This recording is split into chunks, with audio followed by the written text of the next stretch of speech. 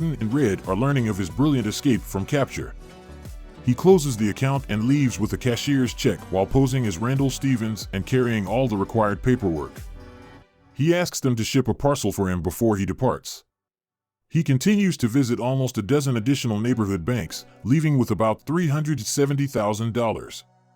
The package contained Warden Norton's accounting records, which were sent directly to the Portland Daily Bugle newspaper along with Andy's written admissions and testimony. Soon after, many reporters and the Maine State Police storm Shawshank Prison in order to cover the unfolding story. Hadley is detained by the state police after being accused of killing Tommy. Warden Norton finally opens the safe in his office that he hadn't touched since Andy escaped and discovers the Bible he had given Andy along with a note to the warden stating that he was correct. Salvation did lay within, as the local district attorney enters the prison with several policemen holding a warrant for Norton's arrest.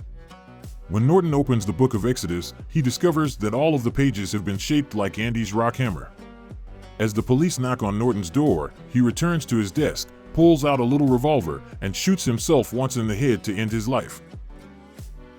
Shortly after, Red receives an unwritten postcard from Fort Hancock, Texas.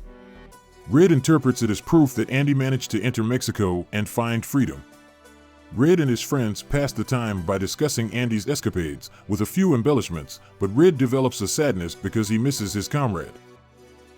Red tells the parole board at his subsequent parole hearing in 1967 that the term rehabilitated was simply made up to justify their jobs. Then he goes on to say how much he regrets his earlier deeds, not because he's in jail, but rather because he realizes how bad they were. Finally, he asks the board to stop wasting his time and leave him alone, adding that he will have to live with that decision for the rest of his life. Finally, he is given parole. He moves into the same homes and workplaces that Brooks did, even observing the message Brooks had inscribed on the wooden beam. He regularly passes a pawn shop with multiple guns displayed in the window. The vow he made to Andy keeps him from considering a return to prison when he feels like he has no life outside of the prison where he has spent the majority of his adult life. Then he says that he was actually looking at the compasses behind the firearms and bought one. Red follows Andy's advice, taking a bus to Buxton, where he finds the stone wall he was told about. There is a sizable black stone, as Andy had mentioned. A tiny box with a significant amount of cash and instructions to come find him in Zihuatanejo sits underneath, though he doesn't specify the location just in case. Additionally, he claims that he needs a person who can get things for a project of his. Red is suddenly aware of the full potential of hope and is ecstatic about the emotions he is experiencing.